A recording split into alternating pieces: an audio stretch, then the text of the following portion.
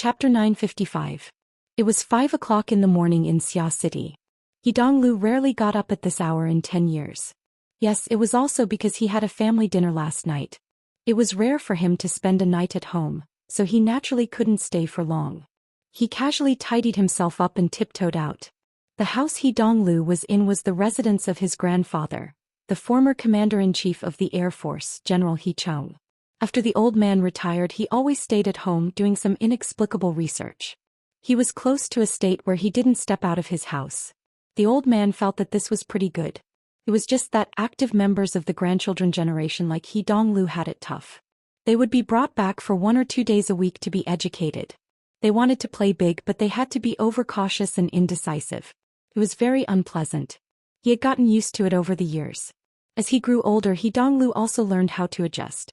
When doing things, one had to learn how to first restrain and then release. First hold back and then feel good. One had to adjust the threshold of excitement. Like this, he could fly again for the next week. 5 minutes is up.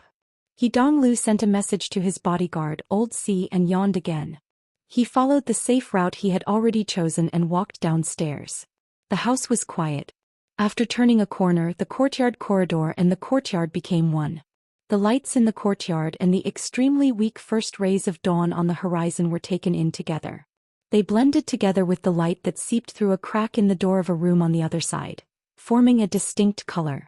What the hell? Donglu suddenly stopped. At this moment, the continuous vibrations in the air reverted to a vague voice in his ears. The old man's voice was full of energy, but it was a bit clearer in comparison. At least Donglu could hear it immediately. It didn't make sense. Donglu subconsciously sized up his surroundings. He was sure that this was the safe route he had chosen. The old man was old. He slept short and light. He woke up early every day, but he would usually walk in circles in the small courtyard on the other side, practicing boxing. What was he doing in the greenhouse and sunroom until the sun was high up in the sky? Young Master Lu, the unexpected greeting made Donglu's chest thump. The hair on the back of his head stood on end. He suppressed the scream with great difficulty and turned his head. He saw the old man's professional bodyguard, Old Zhang. He didn't know when he had appeared behind him. This old bodyguard was said to be even older than the old man. He had followed the old man for nearly half his life and was a true confidant. He was also a person who had almost become a demon. Donglu truly felt apprehensive in his heart. He forced a smile. Uncle Zhang, my grandfather woke up early enough. Who's disturbing him so early? Mr. Zheng is talking to the commander-in-chief. Old Zhang maintained a certain distance from these relatives of his. The Mr. Zheng he spoke of was actually He Chong's eldest son, Donglu's father, and the chief of staff of Xia City's coastal defense force, Buzheng. When Donglu heard this, his calf cramped even more. He subconsciously wanted to turn around, but Old Zhang was right beside him. If he turned around like this, he would be like a thief. It was truly too awkward. After a moment of hesitation, the old man's voice from the sunroom became clearer. If you want him, then give him to me. He was young, but he was a world-renowned professor. It was just a matter of having one more or one less appointment letter. It's good for a few of them to be students and teaching aides. It can be considered as practice outside the school. It's better than them being drowsy in class. Next, it should be Buzheng speaking. His voice was a level lower, making it hard to hear clearly. But the old man quickly brought it up again. Don't let people be scared out of their wits. I was the one who approved your enlistment in the army, and I took care of you a few times against your conscience. But you're used to doing things for others. You rise and fall, and in the end you can't become a commanding officer. You have to run for election when you come back. Let's not talk about whether you succeed or not. In my opinion, if there's such a good thing, you might as well send a few of the monkeys at home over. It's almost the 22nd century, but their brains are still spinning in the box of the last century. You have to go too. You should go the most. It's also because I'm old and I have more pessimistic things. I feel that I won't live long enough to reform myself. Otherwise I would have gone too. Holy crap, this old man is getting more and more long-winded. He's inexplicably giving long-winded speeches. Little old man, you have to hold on. Donglu was confused as he listened. He felt that the situation was far from good. His scalp and ears itched.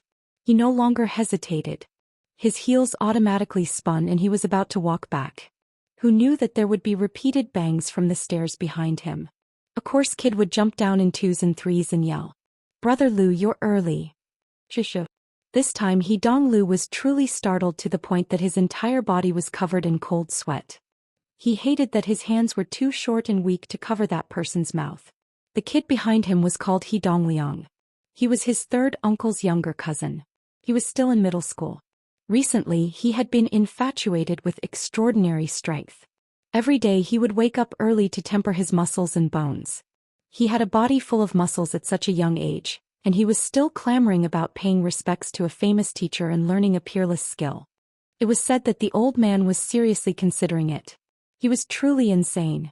Speaking of which, although Donglo's position in the family was that of a big silk pants, this coarse kid in front of him could knock him out of the hallway with his brute strength.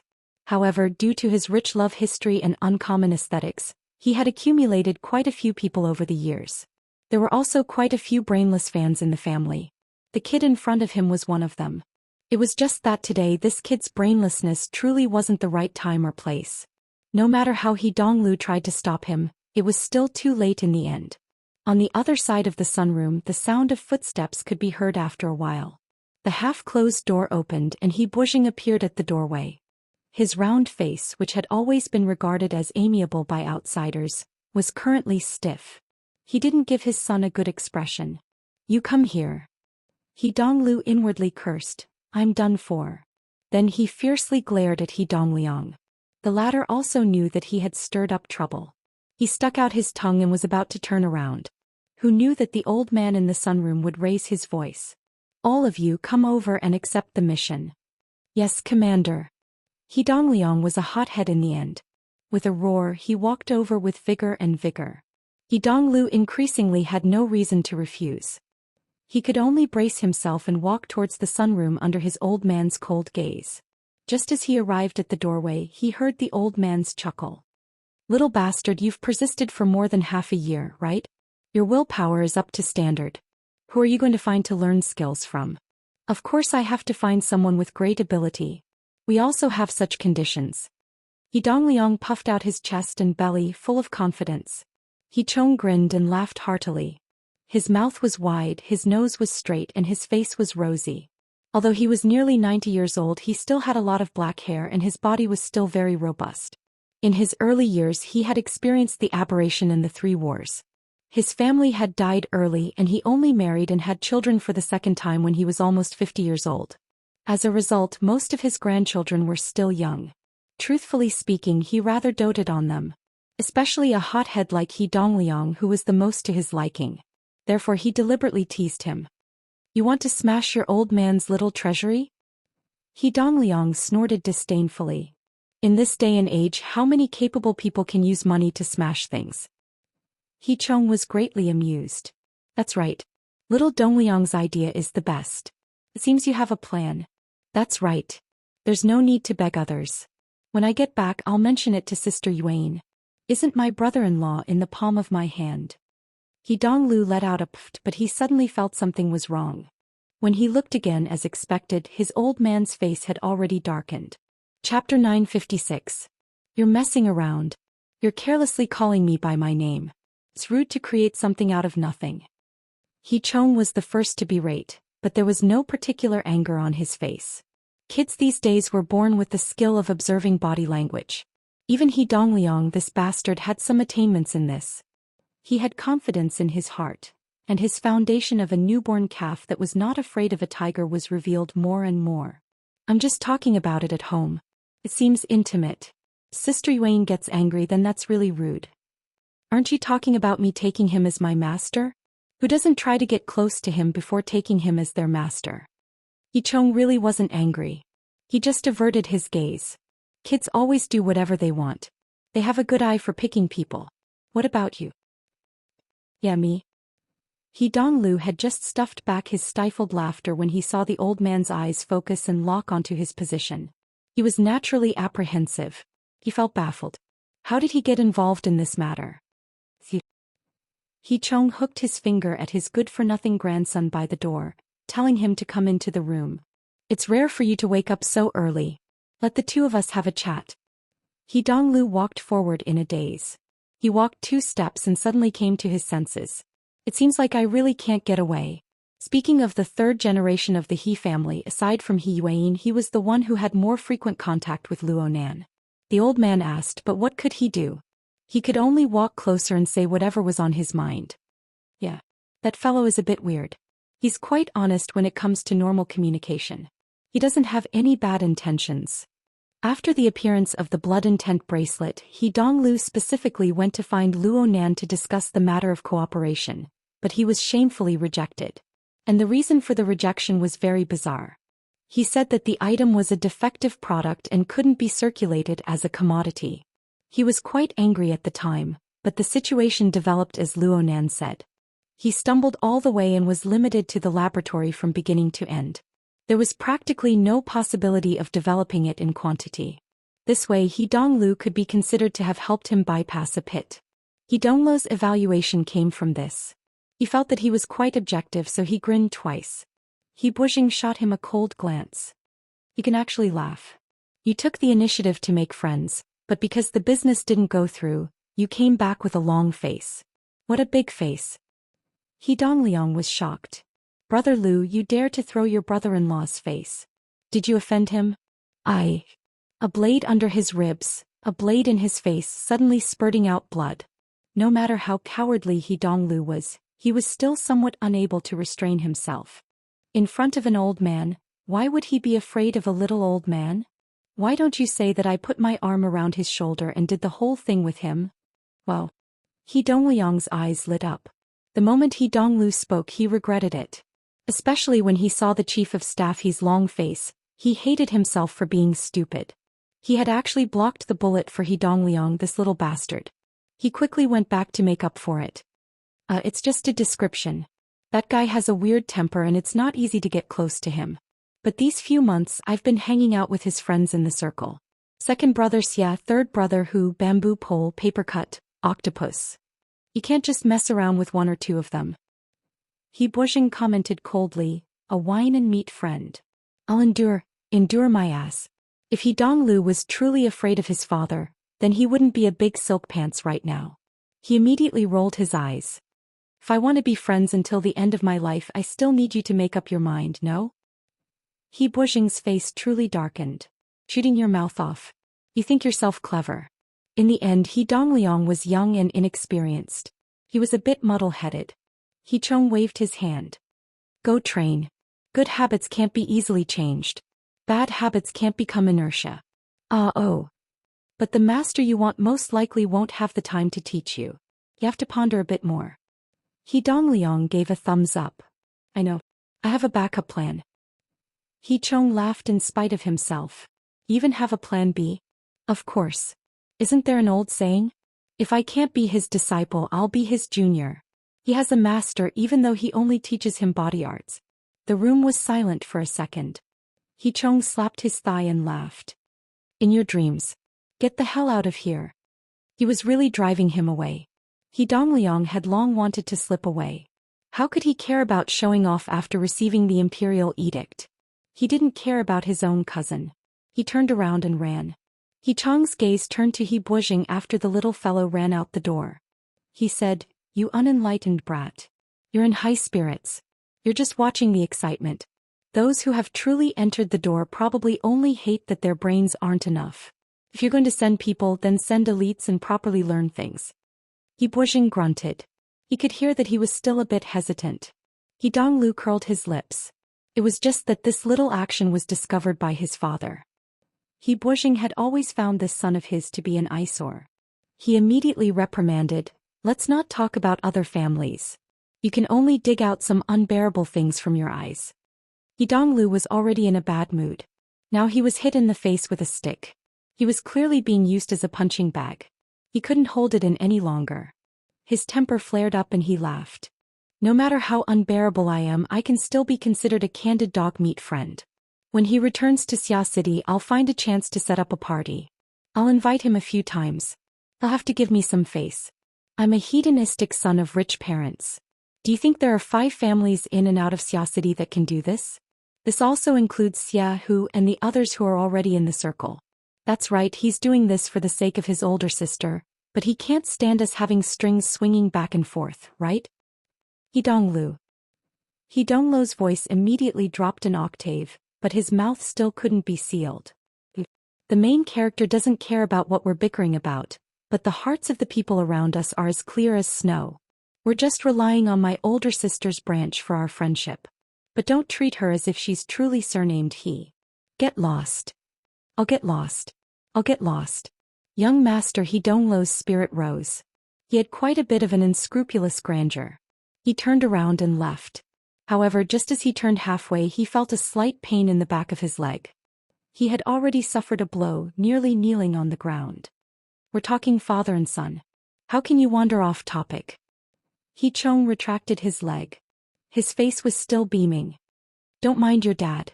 Right now he's gesticulating about jumping off the boat, afraid that he'll fall off the boat. I want to listen to your opinion and ignore him. He Donglu loved to hear these words. Even if he knew that this was an old man coaxing his grandson, it was the same. He patted the side of his pants twice, dusting off non-existent dust. He didn't even look at the expression of someone beside him. He relied on his emotions and raised his nose to the sky. I'm just a fair-weather friend. I'm in the outer circle. What can I know? I've said everything I can just now. At most I'll add a few more words. I'll leave it here. He's a great Buddha under the heavens right now. Let's not talk about how he's doing when he's alive.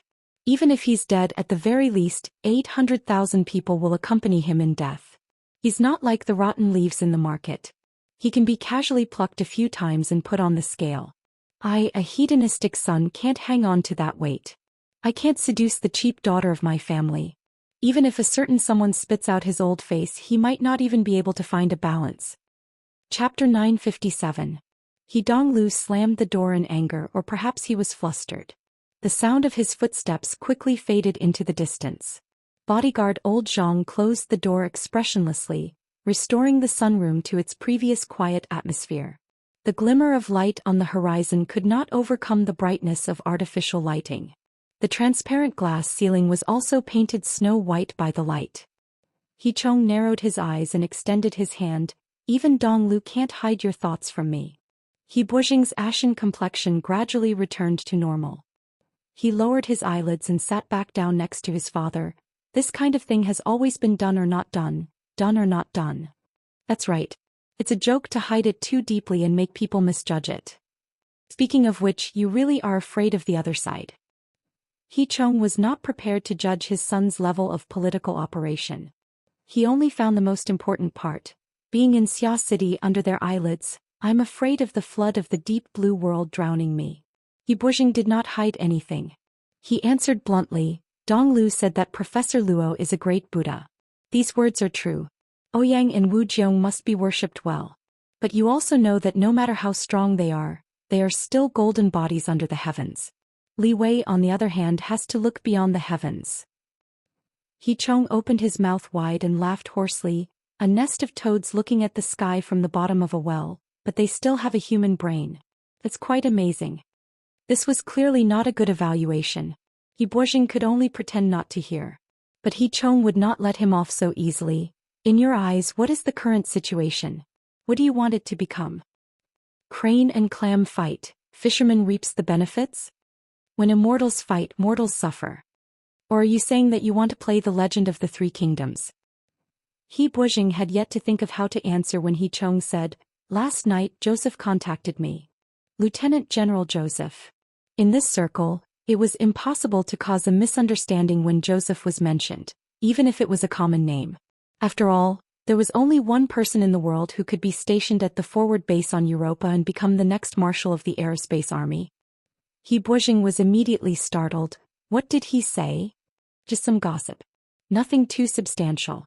But why don't you find it strange that Joseph didn't call you? Why did he call me a retired old man? After 2 seconds, He Buxing replied, "You are his former superior, and in the military world, no, in every aspect, you are still the pillar of the He family." He Chong grinned again. Looking at the situation, I should throw half of my wealth into the Alsirf and struggle for another 30 to 50 years, instead of taking care of these flowers and plants at home. But I'm old and retired. Sooner or later, there will be a day when I don't even have the strength to pull your ears. Before that, I have to remind you that as soldiers, apart from playing politics, we also need to know how to fight a war. Dad, Chong pursed his lips. Suddenly, he raised his leg and kicked his son hard in the face. You're still in coastal defense and you're the chief of staff. Are you clear about the enemy? Have you figured out the level yet? Did you get the location right? How big were they? If you don't understand these things, you're not even qualified to be a staff officer, let alone fight a war. Donglu's footsteps were hurried as he rushed out of the main entrance. He finally had the courage to look back. Luckily, he didn't see the little old man send people to capture him. Only then did he let out a sigh of relief. At this time, his car had already arrived by his side without a sound. The car door automatically opened. Donglu let out a breath and sat in the back seat. His personal bodyguard, Old C, was already sitting upright on the other side. He silently bowed in greeting. Baoqing, the driver in front, turned his head and asked, Master Lu, where are you going today? Donglu sighed. He was inexplicably bored to death. He didn't want to talk, but at this time he glanced to the side and saw the video system in the back of the car turn on. This was nothing. He had spent quite a bit of time inside. His bodyguard and driver watched movies and played games to pass the time was nothing. It was just that, hey, this guy. Donglu pointed at the projection screen and shouted. Wasn't the inexperienced young man that the camera pointed at Luo Nan who caused him to be reprimanded and criticized? Old C responded, Apologies Master Lu, Donglu didn't care about this. He pointed and asked, Is this a video from before? That can't be right. No, it's a live broadcast. This is an internal channel of the military. It's mainly targeted at burners. News travels quite fast. There are also people doing live broadcasts of situations that don't involve secrets. Donglu interrupted him and went straight to the point. In T-City? Xia City's military did this? Old C was slightly startled, but he immediately confirmed, it's in T-City. The host is Major Zhou Xian. He's currently training in T-City. He received a temporary order to cooperate with Professor Luo to carry out an experiment. It's not secret. To be precise, he obtained Professor Luo's permission to record and broadcast. That fast. Donglu was truly shocked. Didn't the old man and the little old man not decide to give it to anyone? They've already started? Not yet. The personnel aren't all here yet. It's just a trailer right now. Donglu rolled his eyes. The military is also playing this kind of game. Honestly speaking, from Donglu's point of view, the live broadcast over there was too straight. It lacked technique and didn't have any content for the time being. It just followed behind Luo Nan's and watched how he played with the debris and sand on the beach. There was really nothing to write home about. But looking at it from the most realistic perspective, the current Luo Nan could cause chaos in the He family with just a name from several thousand kilometers away. Naturally, he had the qualifications to do so. Old C, a calm character, had opened up a live broadcast room and continued to pay attention. The military's live broadcast didn't have a count of the number of viewers, but for Old C to be alarmed, it couldn't be that small. If this was in the past, young master, he would most likely spit at this sort of thing. It would be hard to avoid a few sour words. But he had just stood up for that fellow at home. He couldn't turn the situation around for a while. Professor Luo. Cough. What's Luo Nan's situation right now? I'm saying you're looking at him with such eagerness. What's his position in your circle? Old C was silent for a moment before replying, This isn't something I can evaluate. So what if I talk about it? Of course, Donglu wasn't satisfied with this answer. He was just about to continue questioning when he saw Luo Nan start to converse with that Major Sure something on the live broadcast screen. Under the influence of the whistling of the sea breeze and the crashing of the tide, the sound quality could only be described as okay. One could hear it clearly, but one couldn't understand it. It was normal for a layman to not understand. Donglu wasn't surprised. He just asked Old C, Tell me, what's he talking about right now? Chapter 958. Old C grunted. Zhou Xian is asking Professor Luo how to arrange his time in a while, how he needs the people coming later to cooperate, and what effect he wants to achieve. Professor Luo said that the experiment on the beach is only the first step. He might need to go to the sea to see the results. Stop. Donglu promptly called a halt to this meaningless transfer that treated him like an idiot. You don't need to translate this. I can understand. I want to know about the more specialized things. Old C hesitated for a moment before changing the direction of translation. According to what Professor Luo said earlier, his experiment this time is based on a type of fantasy configuration theory. But this time he isn't prepared to involve too much theory. Instead, he is going to demonstrate a configuration that leans toward practicality. In fact, this isn't a lecture. It's just an impromptu live broadcast of the experiment. He won't specifically explain it. When the time comes, it will depend on each person's ability to understand. You don't need to explain this. He Donglu powerlessly waved his hand. Could it be that he was acting like a retard? I just want to figure it out. Is there any value in what he is expressing right now? How does it compare to the ring of blood and intent from last time? Forget it. I'll just ask an expert.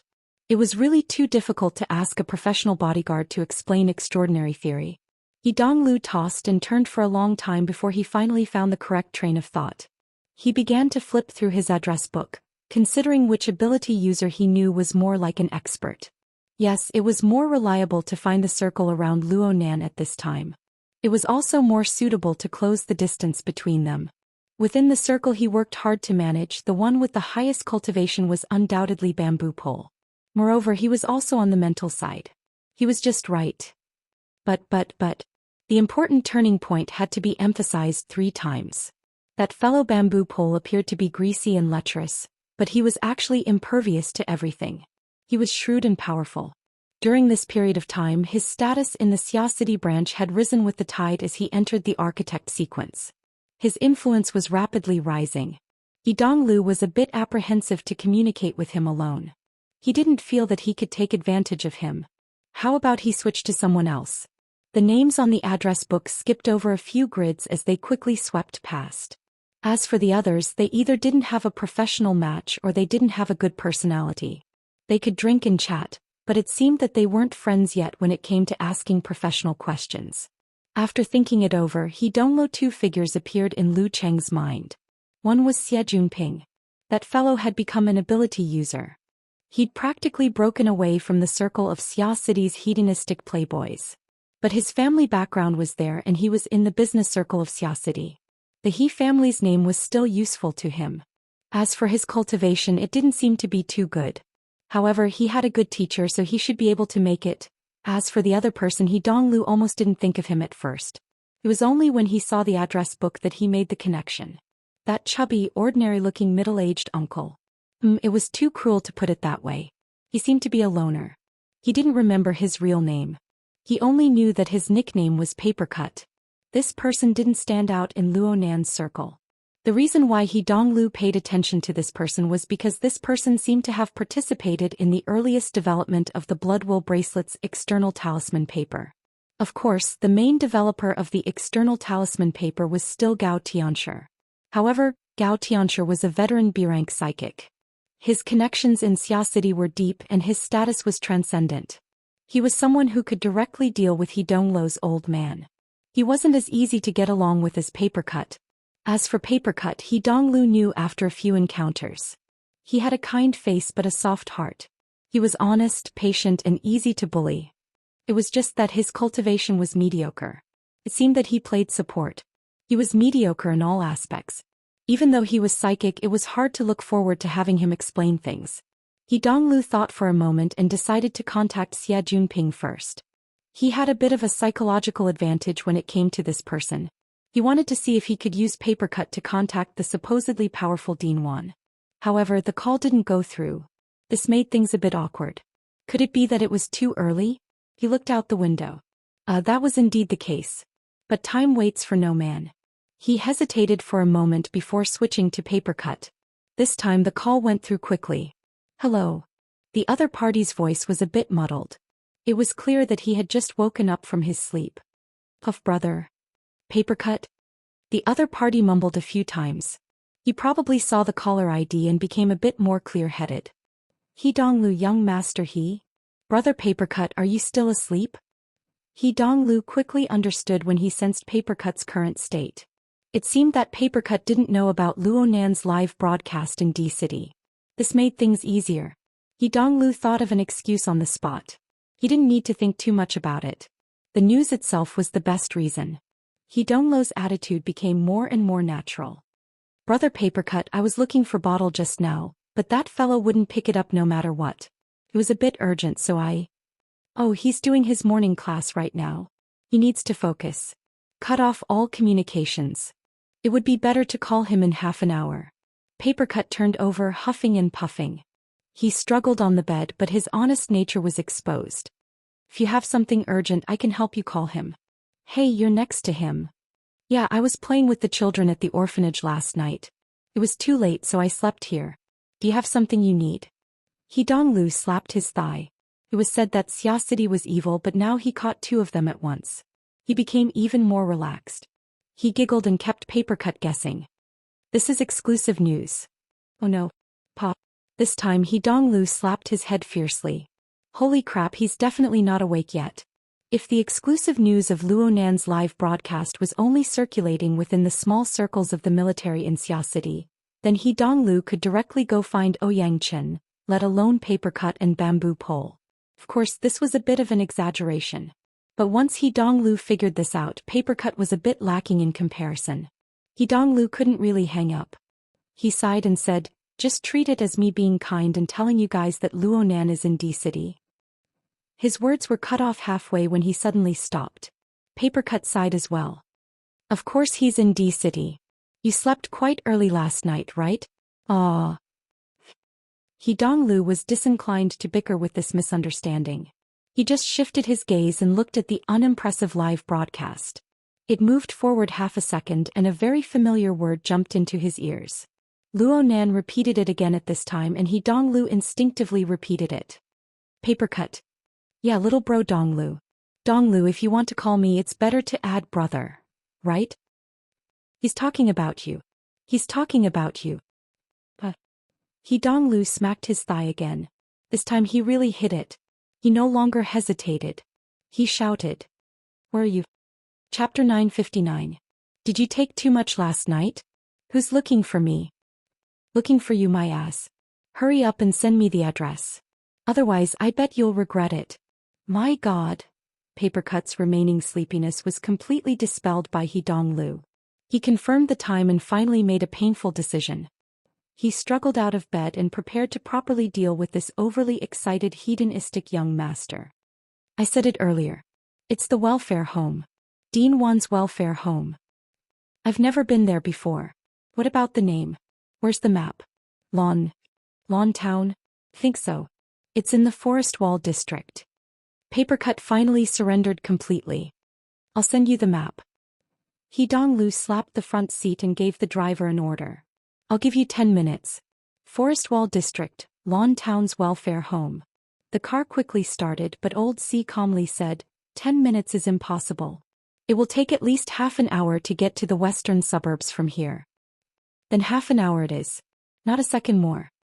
He Donglu was still unclear what this coincidental discovery would bring. There was only one thing he was sure of. This was much more interesting and useful than the debauchery he had planned.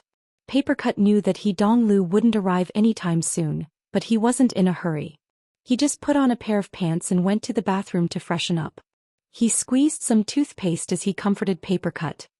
Hey little brother Donglu, for the sake of the secretary, can you talk about the main point? I'll help you think of an idea. You said just now who was looking for me. He Donglu let out a ha laugh. The crucial information advantage actually brought him the thrill of crushing his IQ. However, Papercut's temper was really good. He still had the patience to accompany others in pedantry. He Donglu didn't want to keep him in suspense. No one was looking for you. Someone mentioned you. It was that super worrisome boss Luo of yours. Oh? Papercut had just stuffed his toothbrush into his mouth when his movements froze. He Donglu couldn't see Papercut's appearance, but he could feel the rapid change in his mood. He grew happier. He wasn't broad-minded, so he immediately used giving them a taste of their own medicine, and snorted, humph. So it's not that I slept late. It's that you guys didn't wake up early enough. Luonan started his class early in the morning in T City. It seems like there's quite a scene. Start the class. Papercut's voice suddenly rose an octave. He nearly bit his toothbrush in half.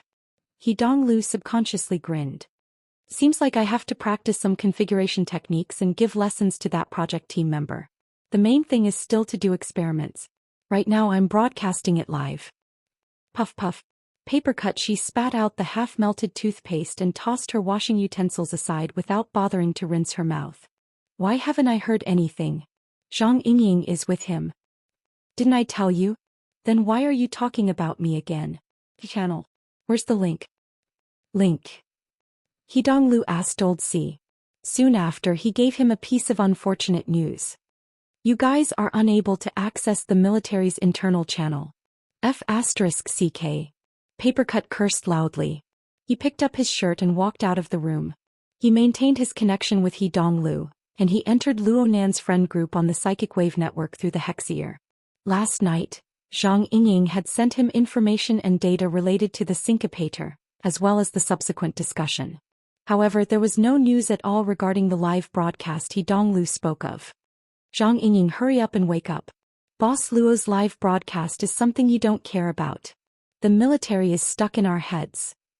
Zhang Yingying didn't reply in the first instance, but there was an octopus that had gotten up early or hadn't slept at all. It sent a sluggish emoji. It was all Zhang, but it was useless. Oh no. Papercut only realized that he had made a mistake when he was outside. The lower half of his body was only wearing a pair of large underpants. He hurriedly flashed back and carelessly put them on. He grabbed the waist of his pants and skipped out.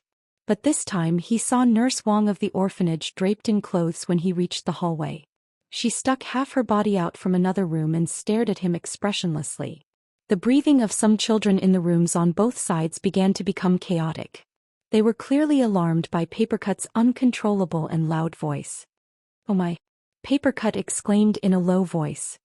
He instinctively extended his hands to put his palms together in apology, but he forgot to pull up his pants. Fortunately, his body was wide and fat. His waist and crotch blocked it, so he didn't make a big fool of himself. However, he was still in an extremely sorry state. At this time, He Donglu's voice was transmitted over again. He seemed a bit hesitant.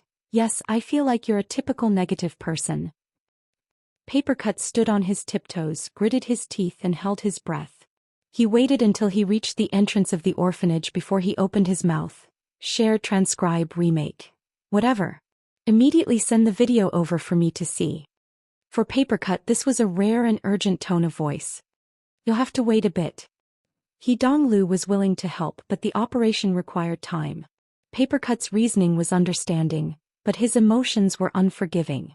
His heart felt like it was being scratched by a cat. In a few short seconds, a layer of sweat had already accumulated on his forehead. At this time, the friend group had already exploded. First, there was a large queue with a sluggish expression. Then Zhang Yingying reacted and left a message. I got in touch. I'm going to find out. After destroying the queue, there was no follow-up for the time being. Nearly everyone had been awakened by the explosion. They were speculating, discussing and tagging Papercut, the first-hand news provider. Papercut originally wanted to join in, but his heart was truly overgrown with weeds. He Donglu's few words had stirred his mind into a trance. What is Nanster teaching? Why did he mention me? Typical negative person. Does it have to be this serious? Papercut walked to the entrance of the orphanage in a jumbled state of curiosity, ignorance, anticipation, and even worry. Suddenly someone called out to him. Uncle Paper, Uncle Paper. A Weiwu? The one who called out to Papercut was the most promising kid in the orphanage, Di Weiwu. He was also the adopted son of Papercut's old friend, Di Donghua. This kid had quite the backbone. Even if Di Donghua would complete the procedures to adopt him with just a word, he was still willing to live in the orphanage with the other orphans in the orphanage. Di Weiwu was also a diligent kid. Every day he would wake up early to train, rain or shine, to build a foundation for his future cultivation. Seeing the sweat on his head, he had most likely returned from a round of training. Uncle Paper, are you leaving now? Oh, I have a bit of business. Papercut stopped mid-sentence because He Donghua had begun to transmit data. It was not a live broadcast but a transcribed video. To increase efficiency, I'll send it one clip at a time. Damn. Papercut decisively turned around and walked back. Uncle Paper, Uncle Paper? Di Weiwu felt baffled as he quickly caught up. The reason for Papercut's choice was very simple. This was a commercial society. No matter how good Xia City's infrastructure was, it was impossible to achieve full coverage for a rotten place like the recycling stratum. The orphanage was a public place. It was already the area with the strongest signal. Donglu's decision to send the video in segments was very wise. The first video, which was a few dozen seconds long, was quickly transmitted. Since Papercut was connected to the psychic wave network at the same time, the video was sent over. It was not suitable to be projected onto his retina, so he could only choose to play it outside. Di Weiwu, who was playing the role of a follower, went, "Wow. Brother Luonan." Papercut ignored the child's messy way of addressing each other. He just stared at the projection area. He looked. No, he listened to the information being transmitted. In the video there was a simple and stable background of a beach and a focused image of a human figure. Aside from being able to confirm Luo Nan's existence, there was no other value to it for the time being. The only thing that was truly meaningful was the voice. "Chief, why do you need so many people?" So many burners. Chapter 960. The one speaking should be today's host, Major Zhou Xian. Papercut had dealt with him quite a few times, so he had an impression of him. He knew that Zhou Xian was a very smart fellow. Luo Nan's answer was very concise. "It's convenient for experiments. Normal ability users can't do it? From the perspective of experimental design, it's inconvenient." Luo Nan's answer made people feel stuffy. It looked like this live broadcast really wasn't a class. At least for now, it was purely a casual chat. Luckily, Zhou Xian was able to stick to it. "How is it inconvenient?" "It's not tidy." "Not tidy?" Papercut didn't understand. He naturally hoped that Zhou Xian would ask a few more questions. But Di Weiwu was the first to express his dissatisfaction. "Uncle Paper, why are you staring at Brother Luonan's but like that? Where's the sound?" "Here." Papercut used the external playback function to deal with the troublesome little fellow. He looked forward to what would happen next. However, Zhou Xian, the temporary host, exposed the butt of a military burner. He forcefully jumped to the other side. Burners are more orderly, but this orderly refers to. This time Luo Nan's answer was a bit longer. There are more rules of manual selection. They can be used as relatively unified basic modules, and they can be arranged appropriately. There are fewer variables. Papercut let out a stifled laugh, drawing Di Weiwu's attention. "Uncle Paper, what are you laughing at?" "I'm laughing at how your brother Luo Nan's mouth has become smelly. This is mocking the burner's modification technology. Right?" Papercut was a bit uncertain when he said this. It seemed that Luo Nan didn't have any prejudice against burner technology. He had always been researching and utilizing it. There was a period of time when he used the burner simulator to learn, and he spent great effort to modify the deep blue walkers. Papercut saw all of this. And at this time Di Weiwu blinked. "Really? Hee. Papercut scratched his head. He was finally able to free himself from the video a bit. He discovered that he and Di Weiwu were stuck in the entrance hall of the orphanage. It was quite silly. He grabbed Di Weiwu's shoulder and continued to walk inside with the little fellow. Having learned his lesson earlier, Papercut didn't dare to go upstairs and disturb others. He found a place to rest their feet in the hall on this floor. The two sat on a bench and continued to peek their heads out to watch. The video continued to play in the projection area.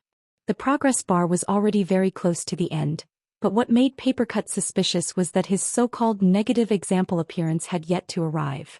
Luo Nan was calmly piling sand on the beach in the video.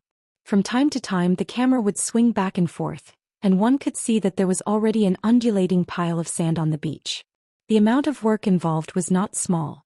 Luo Nan's skill level was quite high when it came to piling up sand. He didn't need to truly make a move. He just pointed through the air and the relevant area bulged and deformed. In the eyes of a child like Di Weiwu, there was quite a bit of mystical color to it. In fact, Papercut was paying close attention as well. A mental type awakened who excelled in using the mind to interfere with matter, such as Papercut himself, could accomplish this as well. However, it was very difficult for him to be like Luo Nan, lifting something heavy as though it were light. He thought back to when he taught Luo Nan the soul strength activation technique. Luo Nan couldn't even handle a paper man. Now that he thought about it, it felt like a lifetime had passed. Papercut was a bit absent-minded while Zhou Xian continued to ask, Since there are rules, what are the rules for ordinary ability users compared to burners? Zhou Xian's words had the suspicion of starting a fight, but he also had the drive to get to the bottom of it. Plus, this question really suited Papercut's intentions. Luo Nan, who had his head buried in piling up sand, finally turned around. He clearly had some time to think before saying, "This isn't something that can be explained clearly in a few sentences." Then say a bit more. Of course, Papercut was saying these words from several thousand kilometers away. At best he was trying to make Di Weiwu laugh. Zhou Xian didn't dare to continue with Luo Nan's words. He couldn't see it through the camera, and he could only stare blankly at the actual situation.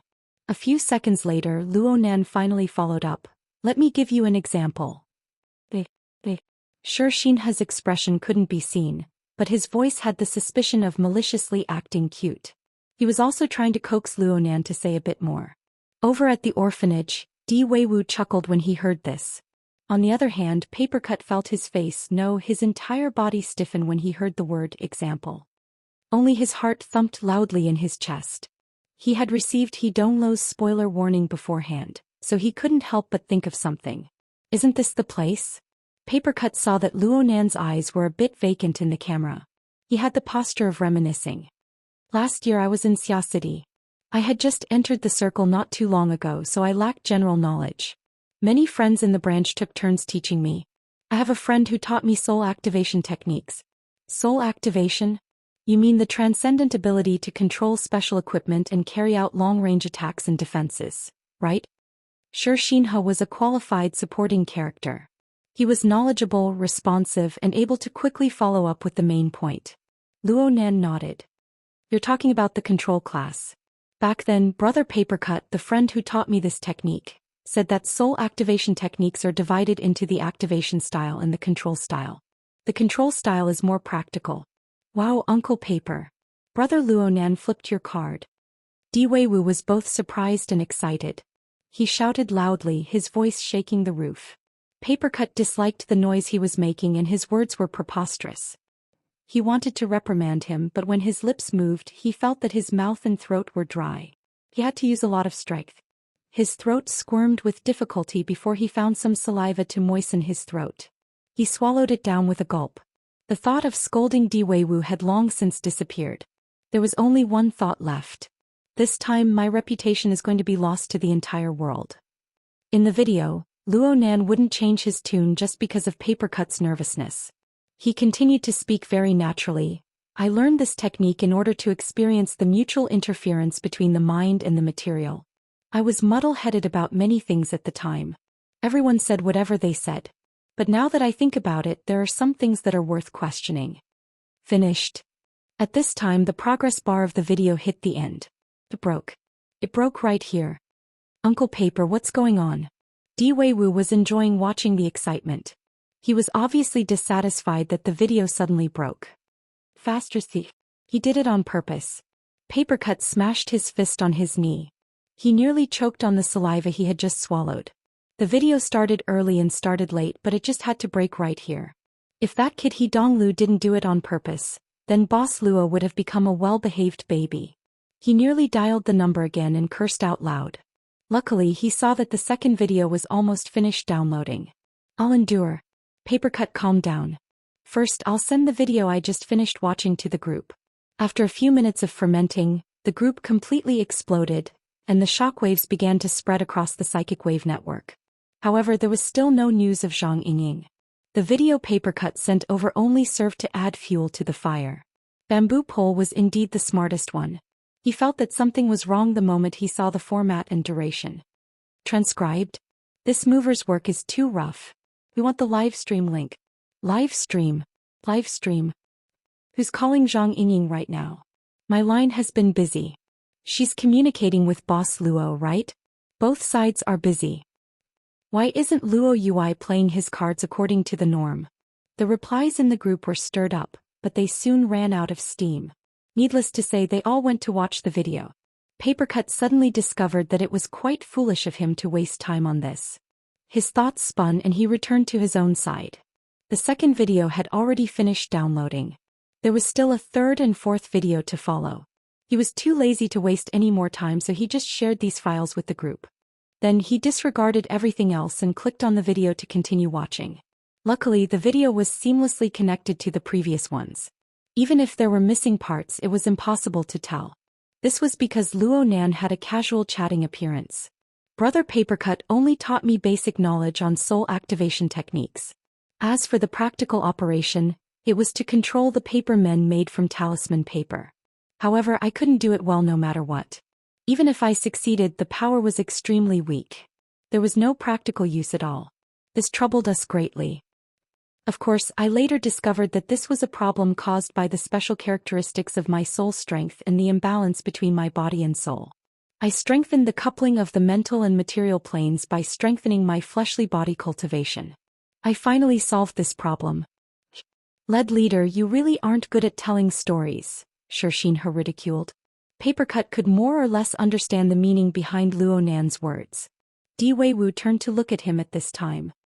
Uncle Paper, does what Brother Luo Nan said have anything to do with what happened before?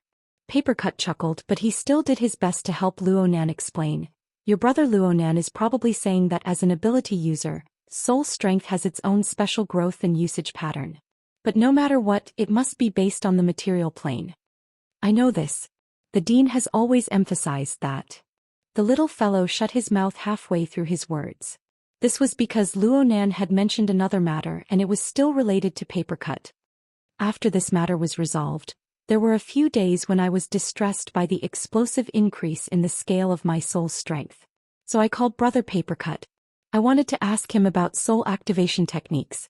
I wanted to know if there were any ultimate secrets or big moves that could achieve large-scale instantaneous consumption. These words are asking for a beating. Papercut muttered a comment and Di Weiwu rolled his eyes. However, the little fellow was soon captured by curiosity. Uncle Paper, you even taught Brother Luo Nan a big move. Listen carefully. Papercut tried to interrupt the little fellow's train of thought. But at this time Xianxia and Di Weiwu realized that their thoughts were synchronized. Xianxia muttered to himself, the big move of soul activation. What is it? Nothing at all. Then Brother Papercut recommended me to learn Her Majesty Empress Wu's dripping sword. Ah, is that so? Xianxia laughed dryly and reacted, that move shouldn't be a high-consumption move. I'm saying that the core value of the dripping sword lies in the condensation ring. Chief Luo, you've talked about this before. It was during the last public lecture. But what does this have to do with Mr. Papercut? Xianxia had single-handedly steered the conversation back on track. One could imagine how many people who were watching the live broadcast were giving him likes. If the military's live broadcast system had a reward function, it would certainly explode. It didn't matter at the time, but now that I think about it, Brother Papercut's words weren't appropriate. He compared the activation style to the control style. He believed that the former was more suitable to be used as support, while the latter was the main combat power. Perhaps he was wrong from the root. I feel more and more that the activation style, which simulates spirituality, is more representative than the precise control style, is more representative.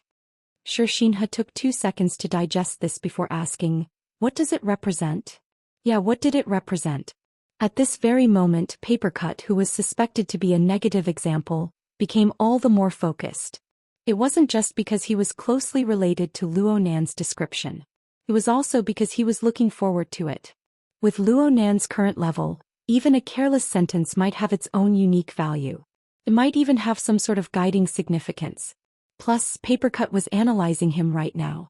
Even if it was a bit lacking in privacy, if Papercut really said 1, 2, 3, 4, he would be able to publicly execute Luo Nan, let alone now. Papercut pursed his lips and held his breath. He blocked out all information from the outside world and only watched the contents of the video. If he cut it off now, he swore that he would strangle that kid He Donglu to death. I feel that it is too rash to artificially differentiate the things of abilities and traits before they are explored in depth. Just like the regulation that you were particularly interested in just now. Without exploring to a more fundamental level, all differences are just shallow expressions. Just like this beach. It doesn't have any special meaning before I start to shape it. If it does, it's just the sand itself. Papercut was a bit stupefied. Xianxia understood a bit. At the very least, he needed to display this state in order to have a deeper discussion with Luo Nan. However, there is no essential difference between ordinary ability users and burners at the most fundamental level. So what you're saying is that we should explore the structure of an ability? Luo Nan extended 3 fingers. Level, structure and leap. All 3 aspects must be considered. Whether it is an ordinary ability user or a burner, their regulation is established on a more fundamental level. It depends on the adjustment and optimization of one's ability structure, as well as the possibility and direction of the leap of the existing body and soul system. Xianxia cautiously asked, "Can you explain in more detail?" At this point the video flashed and the progress bar reached the end. Papercut's heart tightened. Luckily, the latter part of the video had finished downloading this time. The AI continued. In a normal sense, the foundation of our lives is an unchangeable and established fact. It's like this beach. Even if I piled sand into a castle, it would only be a sand castle in the end. It wouldn't change into any other nature. Humans, or cultivators to be exact, are a bit better. At least there is hope for change. Oh. Luo Nan's voice cut off again. This time there was a call from the outside. The caller was undoubtedly Zhang Yingying. Papercut felt stifled in his chest, but he could only endure it. Luo Nan was talking to Zhang Yingying in front of the live camera. Yes, it's still on the beach. Not on the beach. Just do an experiment. It's not easy to find people to cooperate. Yeah, come over if you want. We haven't officially started yet. The call ended after a few sentences. Luo Nan faced the camera again. This time he still had some conscience. Where were we just now? Cultivators have the hope to change the foundation of their lives. Xianxia accurately summarized and expressed his original meaning. It's more appropriate to use the word leap. It's like this. A beach area suddenly bulged by Luo Nan's feet. The sand at the bottom was like a gushing spring. It went from low to high, slowly rising up. Every grain of sand was as smooth as a water droplet. They hissed and formed a beautiful sand spring bouquet. Right now, we basically believe that life is a product of a single leap. It goes from the purely material plane to the life plane. We can assume that these ordinary grains of sand have become the living substance. They have formed a series of lives, allowing them to possess basic functions. This is the first end. The first end. Luo Nan didn't explain in depth. He just continued speaking. When life takes form, it needs to maintain its life structure, maintain its basic functions and allow life to continue. It needs to absorb energy from the outside world, reproduce and live. It forms a basic drive of desire. This is the second end. It seems that I'm going to enter the domain of anthropology and sociology. I'll just go straight to the conclusion. Faced with the memories of nature and complex society, humans have formed a series of experiences that are endlessly accumulated and transmitted, but are relatively fixed. This is the third end. And on the basis of experience and experience, there is a deeper level of application of intelligence. It forms a high-level state represented by logic and spirituality. This is the fourth end. This is a rough division. It can be considered to be 4 small levels. Xianxia finally found an opportunity to interject. But why is it called end? Luo Nan had a matter-of-fact appearance. Life is full of contradictions. You can't ask it to be like a machine. It must work diligently and earnestly for a predetermined goal. It must work to the end. Xianxia had a pensive look. He perfectly summarized nonlinearity and reaction. This is the normal expression of the universe. Luo Nan laughed. Therefore, a small leap in the life plane will often be like this. The straight gushing sand spring began to warp. It was no longer beautiful. It was more like a fat snake dancing to the sound of a flute. It was as if it had been drugged. It suddenly turned and twisted in the air without any obstructions or obstacles. Its body collided and it even swallowed itself and fused with its tail. Look, the mutual interference between them circulates over and over, ultimately forming the structure of the self-format. We will divide this process into 4 levels. Each level represents a great turning point. That is the 4 ends. 5 levels are the 5 ends. And so on. It's not a very precise thing. Luo Nan spoke lightly, but whether it was Xianxia or Papercut, both of them watched with rapt attention. The camera locked onto the warped sand snake. They watched as it gradually melted into a single mass. There were no longer any pores. It seemed to have some edges and corners, but it was a chaotic creation without a concrete shape. Luo Nan's voice continued to ring. Actually, we can still crack open this thing and see what kind of core it ultimately forms. As Luo Nan spoke, the outer shell of sand tore apart, but it still maintained a general outline and shape. It just expanded outwards, exposing an extraordinarily neat object within. A sphere. Xianxia's voice was clearly absent-minded as a footnote. An inscribed sphere. Luo Nan grunted. I'm more willing to call it the self-format. If we follow this pattern and continue to expand its function to a certain degree, it will form a ladder that leads to the fantasy plane. Of course, the initial result will still be.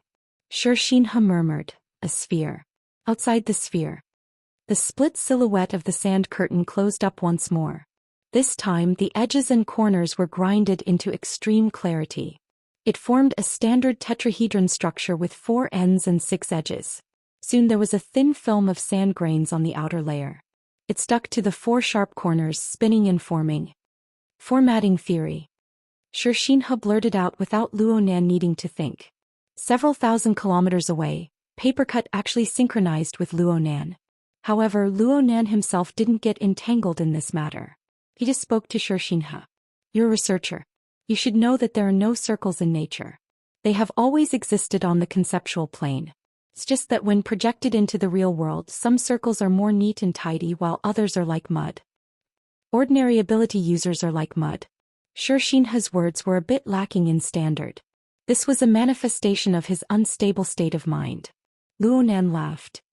Even if they're mud, they can be molded endlessly by adjusting the humidity and viscosity. It's quite good. Then the burner. They've already been molded. Right now they are indeed the most suitable. This wasn't what Xianxia wanted to ask. Even Papercut and Di Weiwu, who were several thousand kilometers away, could feel it. Luo Nan waved his hand, and the sand ball that was connected to the beach shattered with a bang. You don't need to worry about this. I just said that reality isn't that neat and tidy. We can design all sorts of different levels and sequences. Of course, it can take on various forms. Regardless of whether it is formatting theory or the archetype format, the images that they display are merely products of symbolization, Feng Luo said. Impressive. Papercut clenched his fist fiercely and waved it. Di Weiwu's brain had long since crashed due to Luo Nan's theory. He couldn't understand what was going on, but he still retained his curiosity. Uncle Paper, what's your current image? The corner of Papercut's lips twitched. It's most likely just a lump of mud. Luo Nan, who was far away in T-City, seemed to have a telepathic connection at this time.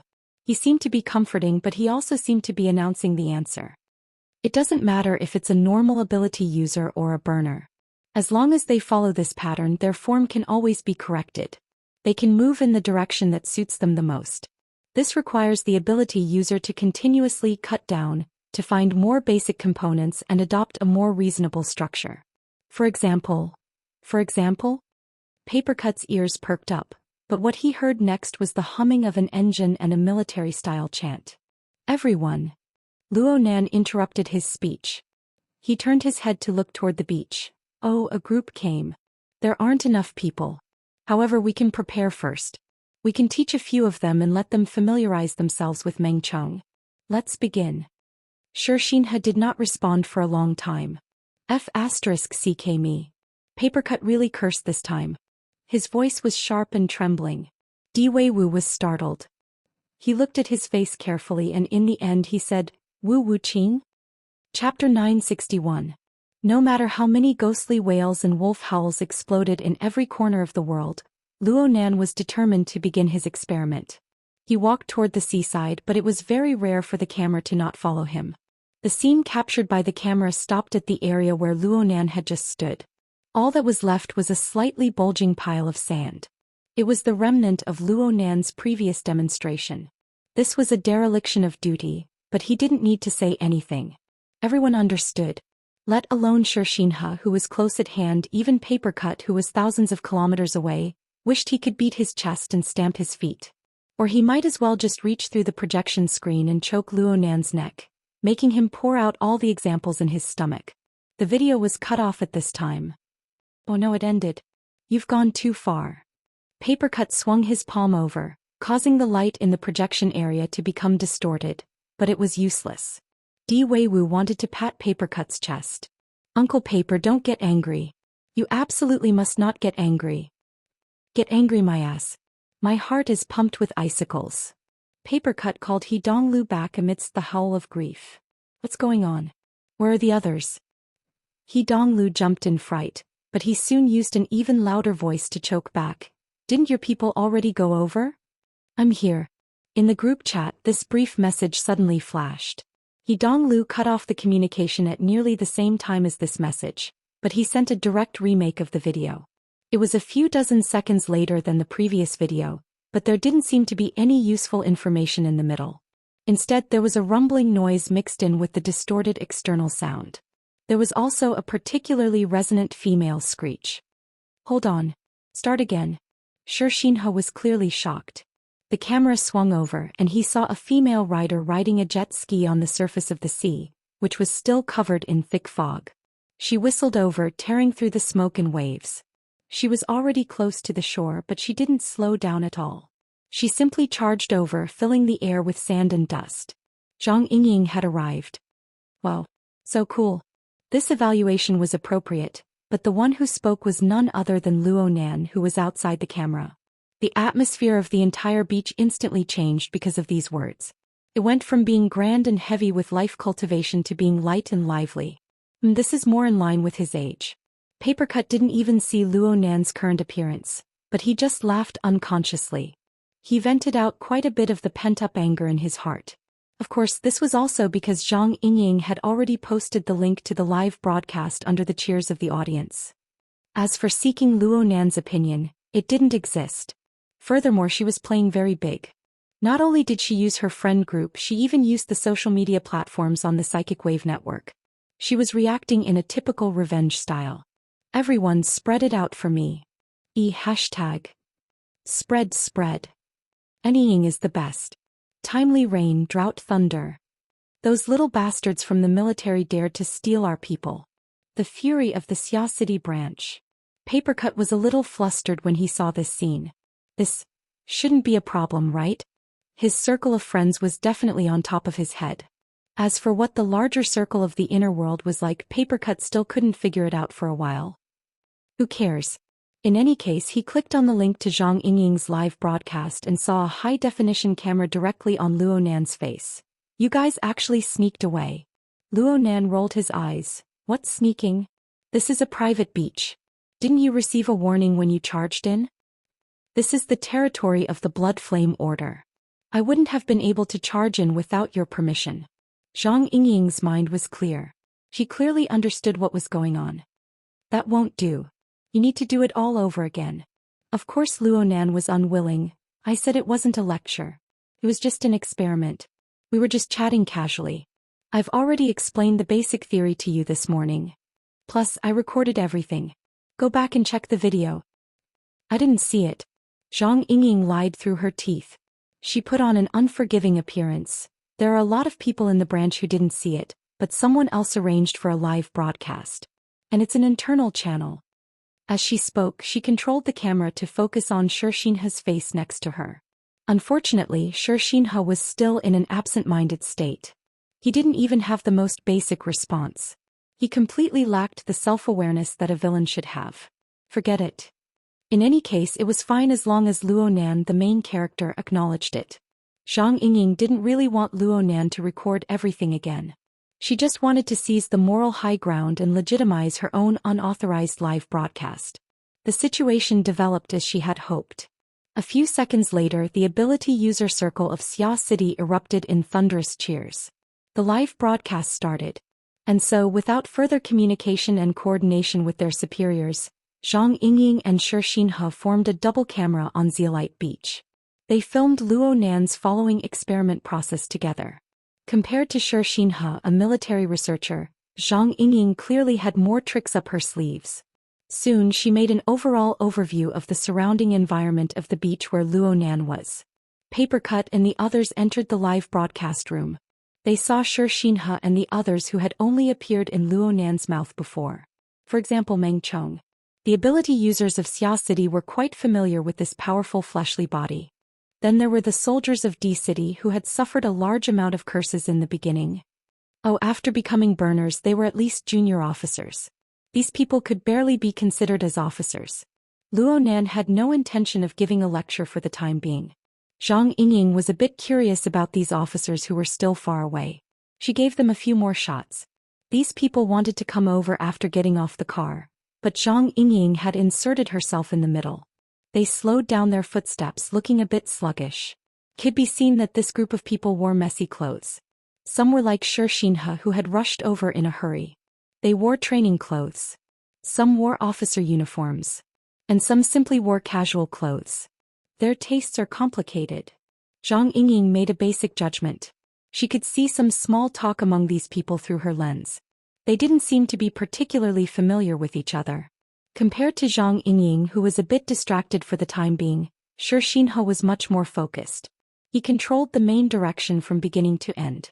After coming back to his senses with great difficulty, he began to ask Luo Nan to continue talking about the previous content.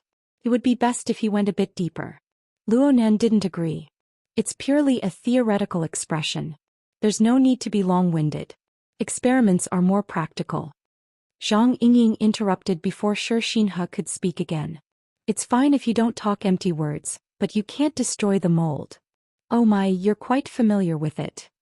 I definitely have to do my homework before a live broadcast. Just because I don't have professional skills doesn't mean I don't have professional spirit. Zhang Yingying didn't feel embarrassed at all from having a slip of the tongue. She spoke more and more confidently. Luo Nan couldn't bicker with her. He could only say, that's just a demonstration. It's like a diagram or a slide. Just look at it. Don't be restricted by idealized symbols. It's easy for you to say. Oh, it's not easy. It's not. It can't be concluded. Luo Nan explained in a pleasant voice, life is a very complicated thing. There's absolutely no need to set up a precise system, especially when it comes to higher intelligent species. Therefore, all you need to do is grasp the 3 key points of hierarchy, structure, and ascension. There's also the nonlinear trend. Then you can use any standard, any angle, and any number of small levels. It's fine. Zhang Yingying's eyes went wide. Anything? Of course. Luo Nan acted extremely certain. I can be a bit more clear. The most important reason why I chose the model just now is that it's very similar to the formatting theory system. I find it pleasing to the eye. So, angle. How about this? I'll give them a mission first. Let them get used to it first. I'll give them a few examples when they have the time. Zhang Yingying raised her eyebrows. You said it yourself. Yeah, can you talk about multitasking? Multitasking is my specialty. In addition, I'm afraid that they don't have enough time to get used to it. The other things should be quite loose. Hey, when are we leaving? Luo Nan's thoughts suddenly jumped a bit, but Zhang Yingying was already used to it. We'll leave tomorrow afternoon at 3 o'clock. T-City is 4,000 kilometers away from the international waters where the auction will be held. It'll take around 5 hours to get there by airship. We'll be able to eat dinner at the auction. Can we leave a bit earlier? I want to go by sea. No problem. Of course, such a small matter wouldn't stump Zhang Yingying. If you want to see the scenery of the sea, we can find a relay station even though there isn't enough time.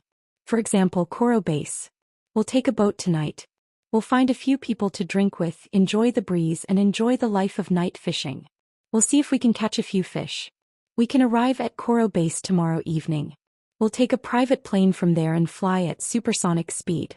Half an hour is enough to kill our way to the international waters. Then we'll descend from the sky. Wrecking the place. Luo Nan laughed. Then let's go with this plan. Actually, I think it's more suitable to do some follow-up experiments on the sea. Okay, boss. Over at the Lawn Town Welfare Institute in Xia City, Papercut covered his forehead. The live broadcast with Zhang Yingying's participation was becoming more and more like a chat or lifestyle program. Zhang Yingying was completely unaware of it. Perhaps she was enjoying it. She took the initiative to start a new topic of conversation. Hey, your lab technician. Or is he the lab equipment? Why do I feel like the guy in the lead looks a bit familiar? Luo Nan shot a glance. Oh, I've seen him before. When did you see him? 2 days ago in Ban City. I was communicating with T-City. He was standing together with someone. Who? What's his name? Luo Nan's gaze turned to the nearby Meng Chong. Meng Chong had been acting as a wooden stake for quite some time, but his reaction was still fast. Sir should be talking about Cadman, the traitor that Sir has already dealt with. As for the person who came over, he's the captain of Deep Blue's operations stationed in T-City. His name is Hood. Ah, I remember now. Zhang Yingying was also someone who had watched the live broadcast, but the more she thought about it, the more shocked she was. Holy crap, someone from Quantum Corporation? It's probably someone who's purely involved in the project. Luo Nan had a sudden realization. He clapped his hands. Your horizons are still not broad enough, Major Shi. Just call me Xianxia. Xianxia's reaction was just as quick. Speaking of which, no matter how young and vigorous he was still older than Luo Nan by over a year. But under these circumstances, his attitude couldn't be any more natural. You even called non-military and government personnel. Sorry. No, your thinking isn't bad. Your net is quite wide. The number of people should be a bit more than expected. Xianxia spent a second to make sure that Luo Nan wasn't mocking him. Only then did he respond in a low voice. You're too kind. My connections in T-City are far from enough to support your request, Chief. So I'm just passing on your opinion. It's good as long as the matter is done. Luo Nan was quite satisfied. If we can have 10 more people, the probability of the experiment's success will increase by at least 20 points. Are you sure they'll listen obediently? Zhang Yingying directly pointed out the problem and gave a reminder. Sorry. Xianxia received a call at this time. It was a call from his superior, who was closely monitoring the progress of the situation. He was trying to explain the matter of the candidates to Luo Nan. Xianxia was prepared to ask Luo Nan to directly contact his superior. But Luo Nan didn't pay attention to him. Or perhaps he didn't care. No need to go through so much trouble. They just need to do very simple basic work in the experiment. It's fine as long as they're burners. We're all burners, that's right. Captain Hood, who walked over first, responded from a distance. He walked over a few steps and gave Luo Nan a standard military salute. The first batch of the temporary volunteer team consists of 7 people. We greet you. Mr. Luo Nan, we meet again. Zhang Yingying's camera focused on his face. Hood faced the camera, appearing relaxed and at ease. This is the first time we've met. I also greet you, Miss Zhang. All of us signed the agreement of our own volition. We've come here to contribute to scientific research. We can even sacrifice our bodies when necessary. It's quite gratifying to have a beauty like you to record our work. Zhang Yingying's lips curled, but she didn't say anything. This Captain Hood had quite the courage. If he could make his gaze more resolute and not deviate from Luo Nan's direction, then it wouldn't be easy to see the taut string of emotions beneath his carefree attitude. This was a fellow who became more unbridled the more nervous he became. Luo Nan didn't go and experience Captain Hood's emotions and personality. From his perspective, it didn't matter if they were volunteers or experimental subjects. Since they had arrived, the experiment could officially begin. Time was very precious. It was easy to imagine that a considerable amount of time would be wasted. 7 people. We can just barely start it up. I don't have the energy to give you guys an introduction to the experiment's objectives and process. There are practically no segments that require you to use your brains. So for every task I say, you guys will do it. Yes, sir. No one, including Hood, dropped the ball for the time being. They all displayed the style of soldiers. However, Luo Nan didn't have the awareness of a commanding officer.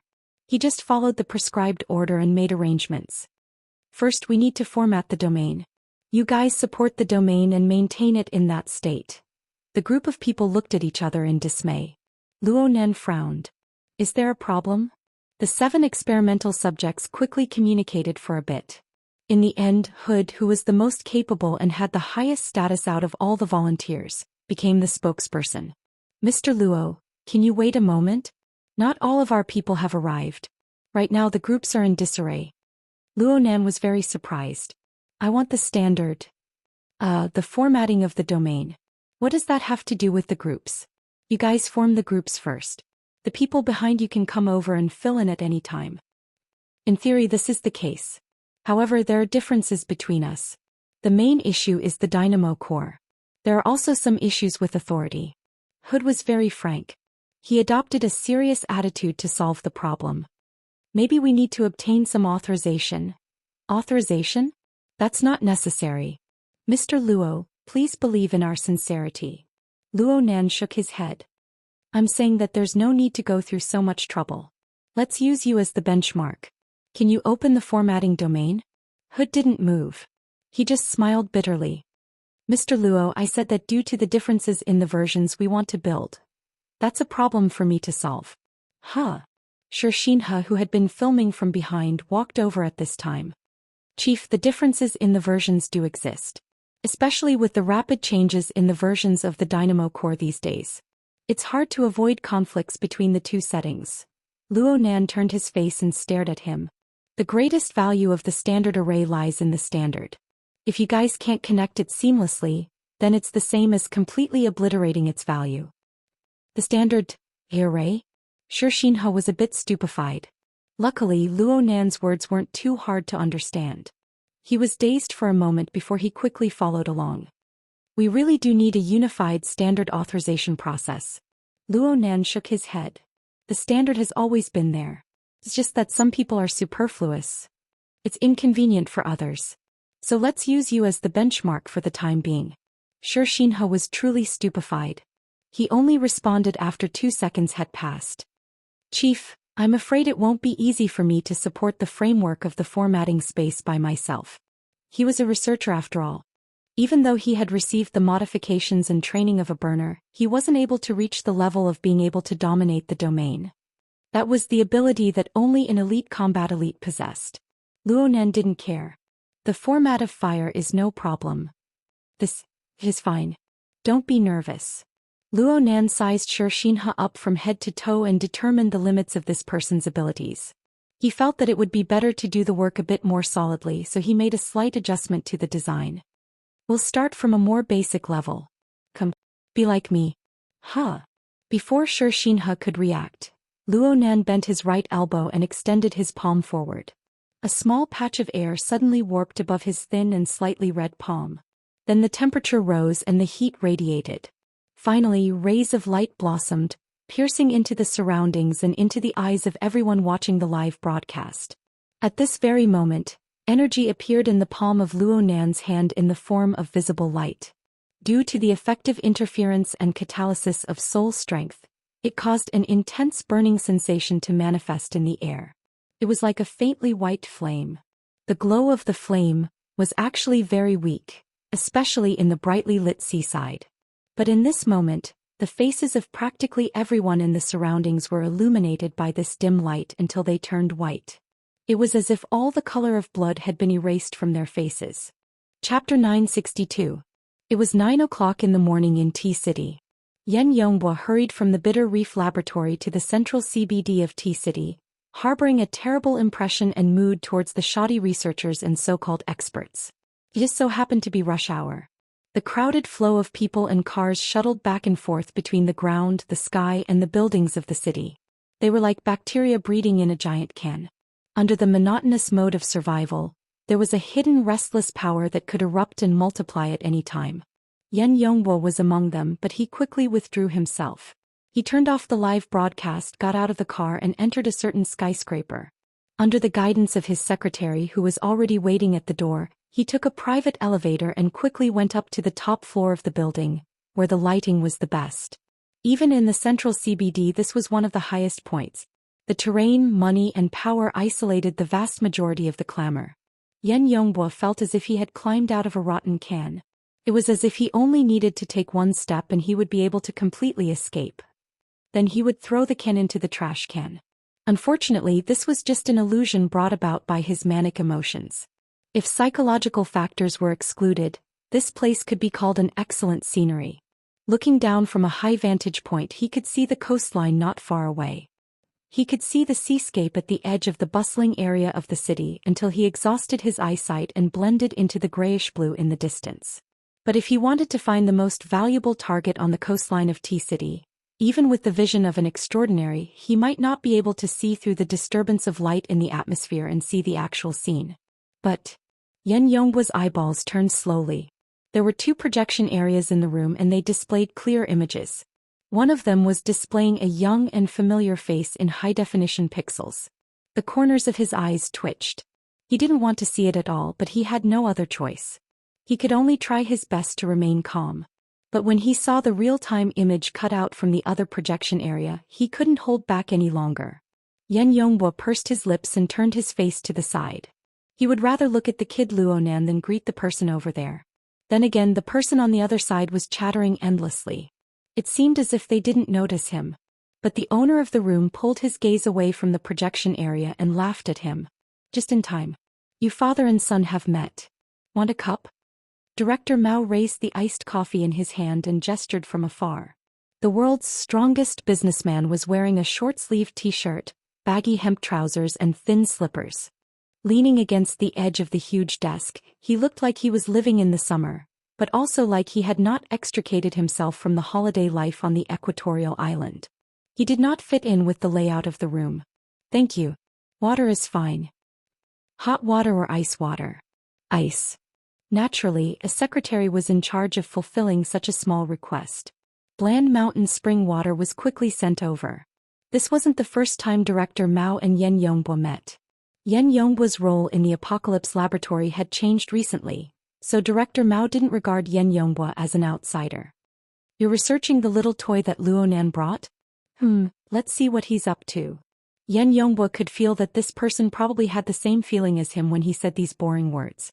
The current spokesperson for the video conference was too noisy.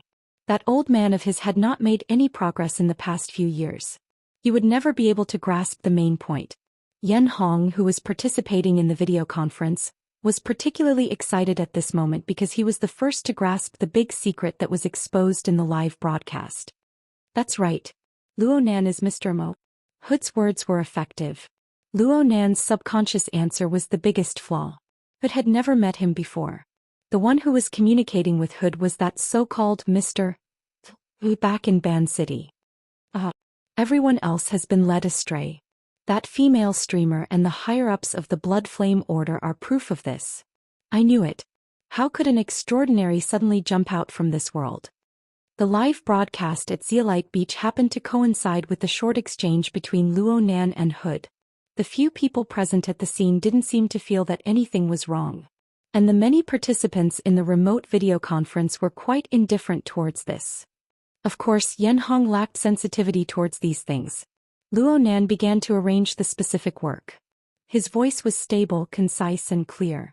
The only disturbance was Yen Hong's loud and clear voice.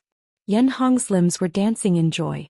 Yan Yongbo felt that his old man's current appearance was largely due to Luonan's speech on reconstructing formatting theory with 4 terminals and 4 levels. Yen Hong was overly stressed. Yen Hong strongly criticized Luonan's current behavior. What a deliberately mystifying fellow, Dr. Yen. Finally, someone couldn't help but speak up. I called you over because you're the founder of the archetype format theory. You're an expert in the aspect of burner modification technology. We need you to clarify some of the technical aspects. I believe that there will be more professional people to analyze the other fields. But Yen Hong originally wanted to defend himself, but it was unknown which big shot was looking at him. His face turned a bit stiff. He paused for a moment before opening his mouth again. His voice had already lowered by at least 2 octaves. Yes, I understand. The world suddenly became much quieter. Luonan's voice when he arranged the tasks became all the clearer. The meaning was clear. But soon, because of the issue of the version and authorization, it became a bit confusing. Whether it was those present or those watching the live broadcast, it was hard to avoid doubt. Among the participants, someone said, the Dynamo Core product has already been developed to the 7th generation. The difference in authority between the previous and current versions is too complicated. It doesn't seem good. What does Deep Blue plan on doing? Yen Hong was quite familiar with these things. The current setup is quite clear. Even though there are many types and versions due to the different trends of development laboratories, production departments and commercial secondary development, the permissions are still clearly divided into 3 categories: basic permissions, application permissions, and experimental permissions. The basic category consists of the 1st and 2nd generation. The application category consists of the 3rd, 4th, and 5th generation. The experimental category consists of the 6th and 7th generation. The ratio of the three has been strictly calculated to ensure that a balance can be found between application safety and technological advancement. This was a struggle between money and control. Yan Yonghua's lips curled. He didn't even look over there. He just watched the conversation between Luonan Hood and Xianxia on the beach. To be more precise, it was a one-sided indoctrination. He was quite interested in some of the new terms. Standard array? The debate in the video conference continued. Someone brought up another point. If the military's AB team was included, then there would be more than just 3 types of permissions. This was a common topic. Yan Hong said, "We've been communicating and coordinating all this time. This involves cooperation and transfer of technology. There are also some issues of cost and profit. After all, the Deep Blue project is a self-operated entity. We need to give returns to the shareholders." This was far from a technical issue, but there was no way around it. This was the domain that Yan Hong was currently most proficient in. So his voice unconsciously grew louder. This continued until a certain participant interrupted him once more. "You've been talking for a long time. Are you sure that Luonan's experiment can't continue?" "Of course." Yan Hong's answer was decisive and decisive. Right now on the live broadcast, Luonan was asking Xianxia to construct a formatted space. Xianxia revealed a difficult expression. Yan Hong laughed as he watched. He became even more proactive. He used a machine gun-like speed to explain the technical background to the participant, piercing through the broken logic beneath Luonan's calm face. The authority barriers formed by the different generations of products are determined by both the dynamo core's architecture and the direction of the human body's transformation. Every iteration from the basic to the advanced level needs to break through these 2 barriers. And every time it's completed, these barriers will become more solid. Under this major premise, there is a bit of research value in going from top to bottom. On the other hand, you want the lower level of permissions to cross 2 or even 4 barriers to pull in the higher level permissions to complete a highly coordinated unification of the formatted space. Isn't this a joke? There is no meaning in this. Yan Hong's resounding mood and tone formed an effect similar to an aria. He pointed at the live broadcast screen, his aura soaring like a rainbow. Take this researcher for example. You can tell with a single glance that he has only undergone elementary modifications. At most, he possesses Type 2 authority, which is the application type authority. Wanting him to be the axis to unify Hood with experimental type authority is simply insane. This also exposes Luonan's ignorance towards burners and the Deep Blue platform. On the beach, Luonan signaled to Xianxia to release the format of fire. Xianxia's expression was truly indescribable. And in the eyes of the people watching the live broadcast, there was a bit of a comical look. And so, the participants began to freely discuss under the background sound of Yan Hong's chattering. If this experiment can't continue, then what are we watching the live broadcast for? Deep Blue and Tianqi need to give authorization. They need Hood to cooperate. They also need to notify the military to follow up. It looks like it's quite chaotic. But if there's no chaos, there won't be money. Yan Yonghua listened to the somewhat chaotic discussion. His gaze stayed on the live broadcast from beginning to end, and the corner of his mouth unconsciously perked up. Cheers to the endless stream of profits. Director Mao suddenly raised the cup of coffee in his hand and burst into laughter. He smashed the somewhat out-of-shape atmosphere of the conference to pieces. The vast majority of the other participants gave him face, echoing him with a few laughs. In the end, Mao Zhong even raised his cup towards Yan Yonghua, and Yan Yonghua could only respond. He symbolically dabbed his lips with water to conceal his ridiculing expression. Right now Luonan was like giving a demonstration to a child. He was afraid that Xianxia wouldn't understand, so he took the initiative to extend his hand. Yan Hong's volume and tone had already recovered to its peak. Burners are essentially the product of a combination of a highly conceptualized configuration and a highly idealized state of the natural human body. It is precisely because of the conceptualization that every new generation is a great change in design thinking. It is precisely because of the idealization that the human body will be modified with harsh requirements in terms of the body and technology. The regulations of the two are the most solid foundation of burner modification technology. They are also the most powerful barriers. They cannot be. In the next second, The faint white glow of the flames streaked across the bottom of Yan Yonghua's eyes and cheeks under the double refraction of the glass and clear water. He was startled for a moment. The mountain spring water had clearly soaked his lips, penetrating with a cool air. But at this moment, a scorching sensation and a burning sensation smacked him without the slightest scruple. It was as if Yan Yonghua had been scalded. He reflexively moved the cup back, but his movements were too large. He wasn't able to place the cup properly, and the water droplets in the half-full cup splashed out, splashing onto the front of his shirt. But Yan Yonghua didn't make any superfluous movements. He just maintained the posture of the cup splashing to his chest. He stared fixedly at the projection area, stared at the live broadcast, and stared at the cluster of weak yet clear flames in the palm of Luonan's hand. The flames possessed a unique sense of light. After a short period of chaos, the sound in his ears became exceptionally clear. Within the entire room, within the entire remote conference scene, only Yan Hong's voice could be heard. He screamed in a trembling manner, "No, no." Yan Hong probably wanted to say something along the lines of impossible.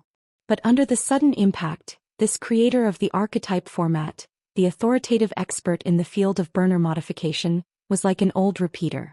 After getting stuck twice, he began to repeat on the verge of collapse. Unstoppable. Unstoppable. Unstoppable. Yan Hong's vocal cords had already lost the ability to vibrate by the third time. He didn't make any other movements. His body's functions were already locked to a dead stop. He only had an empty gaze that swept across the chaotic and crisscrossing images of space. It was as if he wanted to hook onto something and maintain the most basic of balance. This was the first time Yan Yonghua looked straight at the scene of the video conference ever since he entered this room. He looked at his old dad, who was using the most absurd and ridiculous method to grab everyone's attention. But who would care about a hoarse old man shouting at the top of his lungs when a truly dazzling character was standing in front of him? Was this the fate of a lifetime? The gazes of the father and son interweaved and intersected. Perhaps there was some communication. But even Yan Yonghua himself wasn't so sure. Yan Hong's eyes flipped up in the next second. He fell backward, completely falling out of the range of the camera. The corners of Yan Yonghua's eyes twitched a bit, but his face remained expressionless. He shifted his gaze once more. And when he looked at the drawing of the live broadcast once more, the young man, who had a matter-of-fact attitude from start to finish, finally twisted the muscles of his face. The blood vessels in the corners of his eyes suddenly swelled, weaving into a dense net. Director Mao raised his eyebrows. He just happened to see a blazing white flame that was far more solid than the one Luonan had demonstrated burst forth from the palm of Yan Yonghua's hand. It brushed across the body of the cup he was holding. The walls of the cup cracked and the clear water boiled. The water either flowed or evaporated in the span of a single breath. The cup was empty. Yan Yonghua felt Director Mao's gaze and turned to look at him. Their faces met. Half a second later, Yan Yonghua's eyes drooped down under the pressure of this extraordinary power. He gently placed the glass cup that could shatter at any time on the edge of the office desk. Then he bowed. "I've been impolite. My father's body isn't feeling well. Please allow me to go and make some inquiries. Unfortunately, he's at a critical moment." "I understand. Please help yourself." Director Mao raised the already empty cup once more. This could be considered sending Yan Yonghua off. He was very certain that Yan Yonghua wouldn't return to this room. And right when Yan Yonghua pulled open the door and walked out, the sound of intermittent gasps, startled cries, and even curses rang out in the remote conference room. Yan Yonghua's movements paused for a bit. In the end, he didn't turn his head. He walked out with large strides. Chapter 963. It was 9 o'clock in the morning on Zeolite Beach. Due to the thick fog that pervaded the sea, the sunlight was somewhat obscured. The boundaries of light and shadow on the beach were not clear enough. It was as if there was a layer of frosted glass between them. It made people subconsciously feel that many details might be missing in this moment. So at this very moment, thousands of eyes from all over the world stared at this private beach with all their might. They were like thousands of searchlights. Even though everyone had different viewpoints and thoughts, they had indeed achieved instant coordination in this instant. They hated that they could not completely illuminate this place, especially the details of the domain of space in Luonan's palm. The emotions were so intense that Zhou Xian's and Zhang Yingying's lenses seemed to be unable to bear it. Their lenses shook violently. From another perspective, it was extremely in line with the mental state of the vast majority of people. In fact, the lens of Zhou Xian, who was currently standing opposite Luo Nan on the beach, had already gone crooked to who knows where. Fortunately, Zhang Yingying was still there. She realized the linkage, projecting this absurd and inexplicable scene into everyone's field of vision. From Zhang Yingying's lens, one could see that Zhou Xian was like an old machine immersed in seawater. The joints of his entire body were rusted to death. He maintained the posture of reaching out with his hand, and the format of fire swayed faintly. It barely reflected the radiance of the cluster in Luo Nan's palm, but he did not make any further movements. He did not know what to do next. Zhou Xian did not move. Luo Nan moved. Luo Nan's palm, burning with flames, extended a certain distance forward. The edge of his palm made contact with Zhou Xian's thumb, basically maintaining a flat surface. The two blazing clusters of format of fire swayed a few times under the blowing of the sea breeze. The flames and light made contact and they suddenly swelled. In this instant, the eyelids of many people watching the live broadcast twitched. Some narrowed and some widened. Was it about to explode? No. The two clusters of flames were merely blending together. No distinction or difference could be seen between them. Luo Nan maintained a flat voice.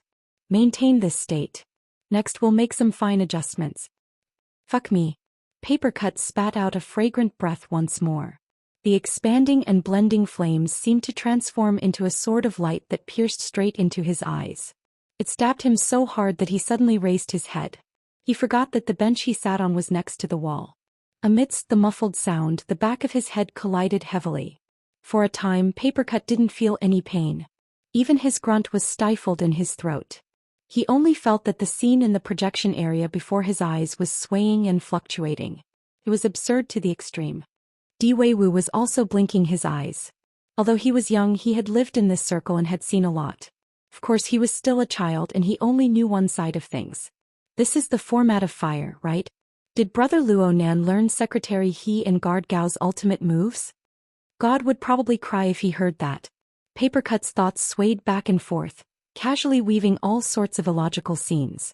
At this moment, the pain of the back of his head hitting the wall was transmitted from his nerve endings to his central nervous system. He gasped and clutched his head, but it also made him a little more clear-headed. He subconsciously turned his attention to his friend group, hoping to get some support from there. No matter what it was. However, there was only the tragic scene of a tsunami passing through the group. There were some dull, panicked and even inappropriate expressions, as well as some, hi. Everyone's minds were scattered and shivering under the illumination of the blazing white firelight that Luo Nan and Zhou Xian supported together. As the first person to send the message to the group, Papercut felt that he had the responsibility to sort out the logic. However, as soon as his thoughts formed words, he was convinced that this was the stupidest guess of all. Nanster he accepted the transformation? At the same time, in a group that Papercut wasn't too clear about, someone asked nearly the same question in an investor's video conference in Deep Blue World. In the next second there were sneers and mockery. Are you saying that Yen Hong fainted from happiness? But how do you explain this? The person who was rebuked slapped the table. Yen Hong, that bastard, just said that the dynamo core and the corresponding modification technique are two barriers for every level of authority. That researcher was at the second level, so he should be at the fourth level. What was he now? High and mighty. Then what's the point of us having authority here and the passing of generations? Is this a joke? There were some who were a bit calmer. They spoke calmly, but their meaning was in agreement. Deep Blue needs to give us an explanation. I suggest that we convene an emergency meeting of the board of directors and let the CTO and COO give an explanation. We still need to wait for a meeting? Let's save some time. Herman, who had participated in yet another vexing meeting, joined the ranks of the denouncing. The young man's actions were even more direct. I'll contact Wang Yu and Li Wei. In addition, I feel that the so-called experts need to be replaced with someone with a stronger mental fortitude. Before Herman's voice could fall, a rather conspicuous bald head appeared in front of the commentary camera after Yen Hong fainted. This person was expressionless as he nodded towards the camera. I'm very sorry that an accident occurred. I hope that I can satisfy everyone. Many of the people participating in the meeting recognized this fellow. Bald Jeff, an important scientist of Deep Blue in the Apocalypse Laboratory. He was an authority on dynamo core technology, and he would occasionally appear as a spokesperson for the laboratory. Herman and Jeff had a bit of friendship, but this didn't mean that he would accept this kind of replacement.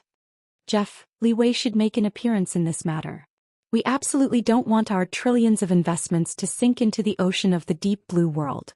Mr. Herman and everyone else, Chief Li Wei is indeed unable to participate in the meeting. He's currently on the phone with Lieutenant General Joseph. He has an appointment in a bit. But I believe that he will certainly pay attention at all times. Someone rushed to ask Herman a question. So you're saying that Li Wei also believes that this is a major event? Bald Jeff was even more solemn than usual in front of the camera. He was like an emotionless speech machine. From a professional technical point of view, we still need to gather further information and conduct analysis. We need to know what step Luonan can take in the end. It sounded like an excuse at first, but Herman captured an ominous tone from within. You're saying that Luonan has indeed activated the format of fire under the premise that he hasn't received any modifications. From the current situation, fuck your current situation. He's a burner right now. He doesn't need any modification techniques. He's a purely self-sufficient burner? Bald Jeff's eyebrows furrowed. We can't come to a conclusion lightly. And even if we use a broad definition, this is an extremely special case. No matter what he does now or what he does in the future, it doesn't prove that this case possesses repeatability and universality. Herman burst into laughter. You're saying that he can do even more? Mr. Herman. Someone suddenly interrupted. Isn't he going to do the format of space? A cold wind suddenly blew through the video conference room. Not a single one of the dozen or so people in the conference room spoke. Who's next? Under the live camera, Luonan completed the fine-tuning that no one besides him could figure out. Then he indicated to the idiots beside him to let the ones behind him follow. Hood, who was originally standing closer to the front, was still in a dazed and absurd state. He stared blankly for a moment before coming to his senses. He took a step forward, but he wasn't as fast as the others who moved their lips. I'll do it. The one who spoke was a young man who looked extremely strong. He wore the same training uniform as Zhou Xian. They should be members who had come to T-City to participate in the safety training. Sure enough, Zhou Xian introduced mechanically. Stephen, this is the project teams. Luonan didn't care about this. He just let Stephen ignite the format of fire. The young fellow, who was at least 10 years older than Luonan, had the expression of someone who was carrying out a dangerous mission. He extended his hand and let his own aura fuse into the group of flames. With you as the main axis. The two participants had stupefied expressions. Luonan's gaze pointed at Zhou Xian. I'm talking about you. You'll be the main axis of the framework of the format domain. I'm the one doing the experiment. In order to guarantee objectivity, I can't participate in your domain. Objectivity, my ass. Hundreds of people roared in ridicule as they watched Luonan single-handedly direct this scene. Luonan was calm in Zhang Yingying's camera. This magnitude is more or less enough. It can sufficiently interfere with the mental and material planes at the same time, allowing the burner's prescriptions to be projected into the structure of space and time. It also maintains relative stability. It can barely be called a domain. Maintain it. Not bad. It's that simple. This was a lie. He wasn't the only one who guessed this. There were so many ability users and military burners all over the world. It wasn't like no one had seen the format space before. It could also be said that the format domain was activated. Life energy was transformed into the most straightforward light and heat. The glorious scene of the engraving of the framework of rules and regulations in space and time was something that would be unforgettable for the rest of one's life. The most classic battle example in recent times was undoubtedly Blood Prison Tianbang laying down the format space. He used absolute superiority to kill the Blood Flame Order's veteran expert, Mo Lun. Not only did that battle push Tianbang to the position of number 1 beneath the extraordinary, his name shaking the world. It also provided an excellent example and direction for the secular military and political system to touch upon the highest level of the extraordinary. And right now, the format fire in the palms of the three people was stable and blended together. The color of the light gradually thickened. But compared to the battle between Tian Bang and Mo Luan, the difference was like the difference between heaven and earth. Can this be considered a format domain? Herman was filled with nervousness and a sliver of delight. He asked Baldy Jeff for an answer. However, Jeff didn't answer. He just stared very intently at the live broadcast screen. Luo Nan, who was in front of the camera, was completely unaware of this. He continued to speak his own words and do his own thing. You two are usually partners. Your gears work together quite well, but it's not typical enough. Next, we're going to change groups. We're going to change the best version as well.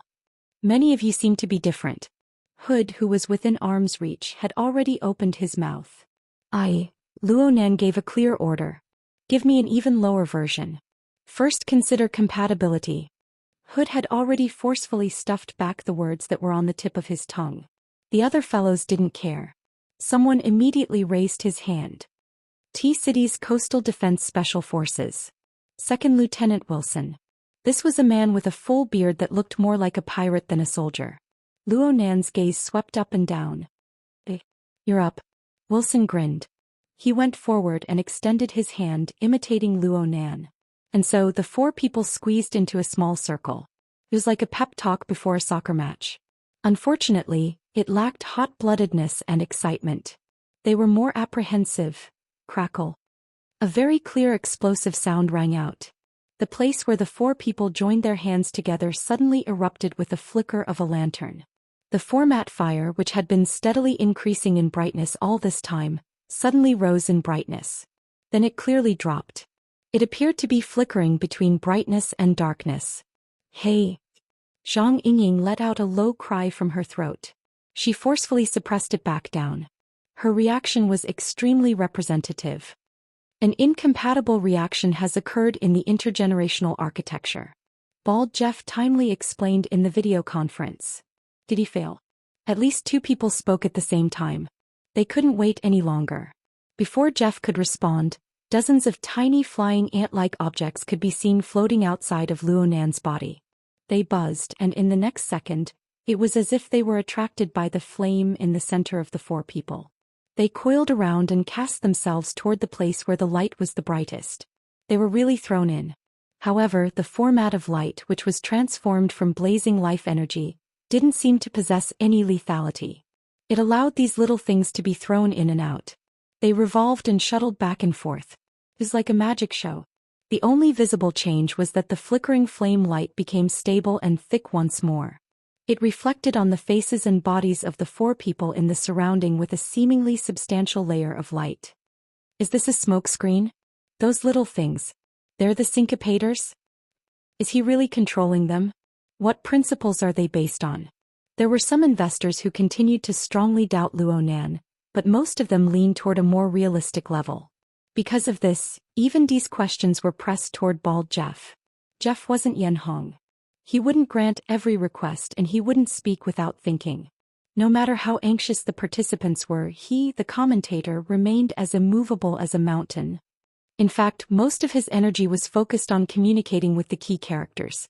He had already sent Hood, who was directly under the Apocalypse Laboratory, a few dozen monitoring and testing projects. He requested that they be carried out properly no matter what. No matter how good the live broadcast was, it couldn't be more reliable than these data. The problem was that Hood couldn't get close. Hood, who was shouldering a heavy responsibility, began to feel a bit impatient in his heart. Hood had long since done the projects that could be observed and tested in close proximity. The rest required him to personally participate in order to sense and record. Of course, this was the most important part. He couldn't figure out whether or not Luo Nan's repeated exclusion of him was intentional or not. It must be known that the decision of the experiment rested on Luo Nan alone. He wasn't the only experimental tool, like Hood. Hood put himself in Luo Nan's shoes and thought about it.